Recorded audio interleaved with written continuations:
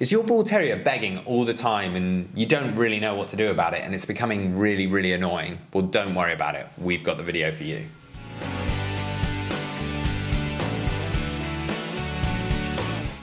Welcome back to the Fenrir Bull Terrier Show. My name's Joe and I'm a certified canine leader here at FenrirCanineLeaders.com. We are dedicated to helping you learn everything you could possibly want to know about the Bull Terrier and then how to become a high-level canine leader so you can raise your very own. So if you're new here, don't forget to subscribe and turn on that notification bell so you never miss a future upload. The Bull Terrier is a wonderful breed to have around the home. However, if they're begging all the time, that can be really, really annoying. So today we're going to be tuning into a webinar that canine behaviorist and founder of FenrirCanineLeaders.com, Will, has recorded all about dogs that won't stop begging and how to deal with that situation. So over to you, Will. So in today's quickfire webinar, we're going to talk about one of the most common, but definitely lower on the spectrum in terms of severity of behavioural problems, and that's with dogs begging. Now, for me, we're going to go over this one quite quickly because there really doesn't need too much time or intricate finesse in terms of an advanced canine behaviour modification program. Whether you are struggling with begging with your dog at home or you're thinking about getting into a professional capacity of working with dogs, begging really is quite a simple one. Now, again, I always talk about fixing things at the root cause of a problem rather than focusing on the symptom of a root cause. And begging is definitely one of those scenarios where begging is absolutely a learnt behaviour, and it is if it has become a learnt behaviour, it means that the owners weren't overly aware of it becoming a learnt behaviour or what they were doing in order to cause that learnt behaviour from happening. And just how a dog can learn to beg for food and it become an obnoxious, annoying behaviour, they can also learn to not beg for food. So what I like to do is always strip it back and make the owner understand where begging comes from and how it's actually their fault, not the dog's fault. Now, again, begging is one of those behaviours that a dog will test. Every single dog will, usually in puppyhood. The problem is when they're begging and they're incredibly cute, it is very easy for us to then give them praise, attention, food, anything that it is that they want. That dog then very simply learns this behaviour of me begging gets me the desired response. Therefore, I am going to beg more and more and more. It's a very basic principle of operant conditioning. We have accidentally positively reinforced the behavior of begging. When we positively reinforce a behavior, that behavior will be seen more frequently. It's very simple. Now, it gives us two options when it comes to breaking down that behavior and stop it from happening. We can kind of go the slower approach of simply redoing that and positively reinforcing the desired behavior and simply ignoring begging. And the dog over time will start to learn. When I beg, I used to get the desired response and now I don't. However, if I'm calm, quiet, well-mannered, I get the desired response. Over time, begging will start to happen less frequently because we're completely ignoring it. And calm, desirable behaviours of being quiet and well-mannered will start to increase.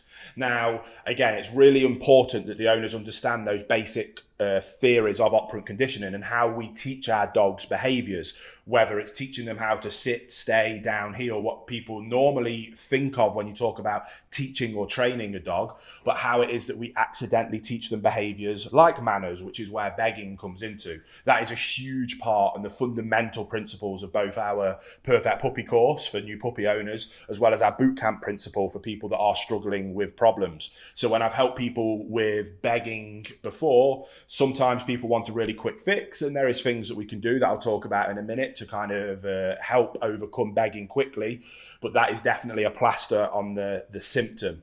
What we always like to do is teach owners how to become high-level canine leaders, and this is one of those behaviours that is fascinating. When I say, okay, you want to stop your dog begging, we're going to do nothing about begging. I want you guys to go through one of our bootcamp processes, and if it's in person, I help them do it, or maybe they do one of our online versions of our bootcamp. They go through that principle, and then we've had hundreds of people now, into the thousands of people, be like, I cannot believe that it just went away. I was like, yeah, it did go away because that principle has taught you how to become a high-level canine leader. You now understand where you are accidentally teaching bad behaviours like begging, and then what you need to do and how you need to interact and communicate and work and live with your dog to make sure that you are promoting the desirable behaviours, and then getting the undesirable behaviours to either correct them or let them just disappear on their own while we're promoting the desirable ones. Like I say, it kind of strips it back to that root cause level, fix it at the root cause, and then these symptoms just naturally just fall off. And it's a beautiful thing to be a part of, and it's a beautiful thing to help owners be able to do with their dogs.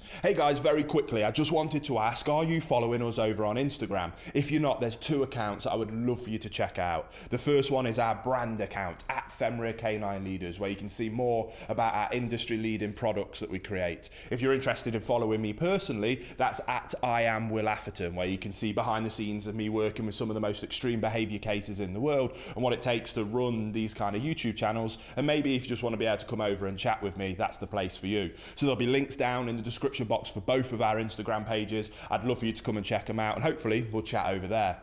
Now, like I say, that's fixing it at the root cause. Is just simply restructuring your relationship, teaching yourself on how to be a high-level canine leader, getting a basic understanding of operant conditioning, and all those things will just start to come naturally. Takes a few weeks to a month. That's why our bootcamp process is a month.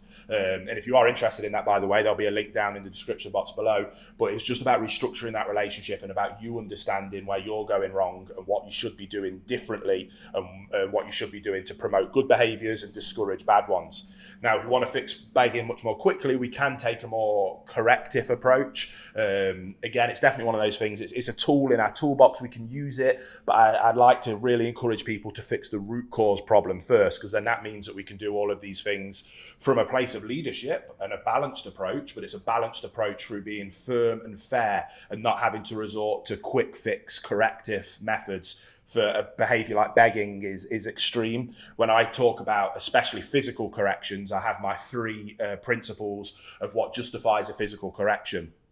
Is that dog causing harm to another dog, other animal, or a human? Physical harm, that is. Then if the answer is yes, then for me it justifies the use of physical corrections. Is that dog causing severe harm to itself? Again, that justifies physical correction if the answer is yes. Is that dog destroying personal physical property? If the answer again is yes, then it justifies the use of physical correction. That's just how I work. Begging doesn't really answer yes to any of those questions, so I don't necessarily like to justify especially a physical corrective measure. Now, what we can do is use verbal corrections. Again, verbal corrections only really work efficiently when you are a good, calm, consistent leader. You've built a good relationship with your dog that sees you as its calm, consistent leader and looks up to you for guidance and direction, which then means your communication pathways are wide open. And when your communication pathways are wide open, you can verbally communicate what you do want, but also what you don't want. So if you do want to take a more verbally corrective approach to fixing begging, well, we still need to go back and address a leadership, relationship and communication in that order.